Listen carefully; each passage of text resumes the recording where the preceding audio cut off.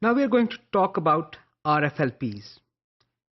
People don't use them as much as what they used to use them before because now we have PCR technology. However, it is important that students know about RFLPs because they will invariably encounter this. So let's look at this.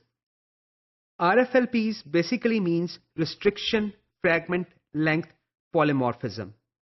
Restriction, of course, means the fragment that is generated by an endonuclease, DNA fragment.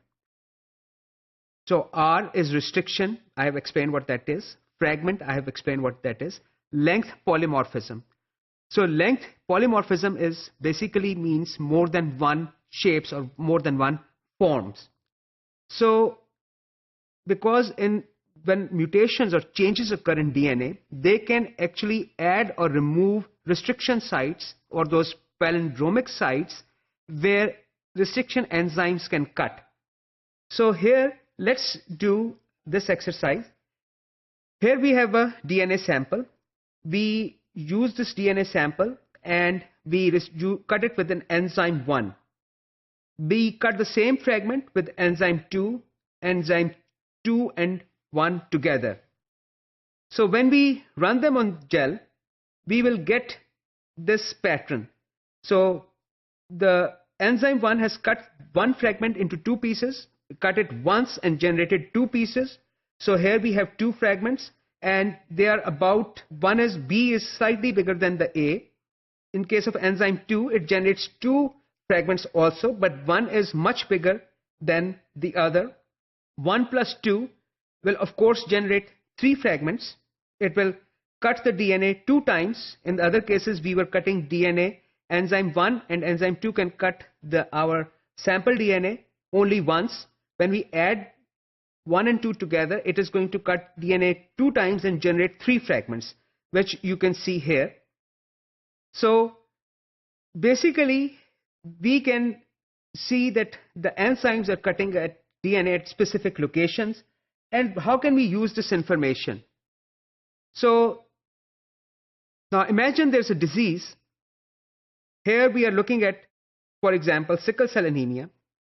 Normal DNA has three restriction sites for a particular enzyme, MST2, as it is named here. This is a restriction enzyme, endonuclease. This enzyme can cut this gene, the normal globin gene, into two fragments. It will cut it three times, once here, and once here. So this whole gene is cut three times and two fragments are generated from this gene. Here is fragment number 1, fragment number 2.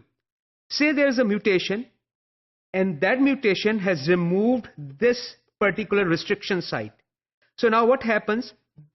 Our enzyme MST2 will cut it into these two pieces and only one fragment will be generated of this particular gene. It will not be two different fragments. When we run this gel, we will separate these fragments. When initially we saw, as we saw in our previous slide, this fragment will run faster than this fragment. So this is a smaller fragment, this is the larger fragment. In case of sickle cell anemia, where the mutation was removed, the whole gene stays together because it is cut at the two very ends and the gene is sitting here at a higher location, at a higher level, because it's larger. So this is one way we can detect a mutation. We can use these restriction enzymes to detect a disease. I need to tell you a few more things.